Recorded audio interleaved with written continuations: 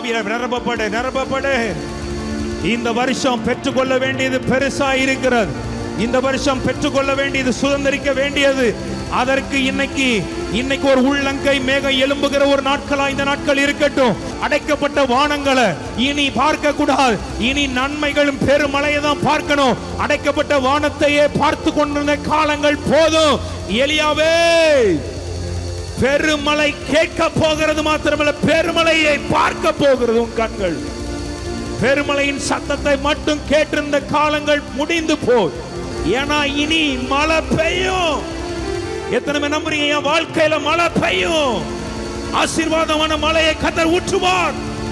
தடைகள் உடையும். அதற்கான சில ஓபன் பண்ண வேண்டிய எல்லா ஆவிக்குரிய மண்டலங்கள் இன்னைக்கு எனக்காக ஓபன் பண்ணப்படுகிறது. அந்த ஞானத்தை ஓபன் பண்றார்.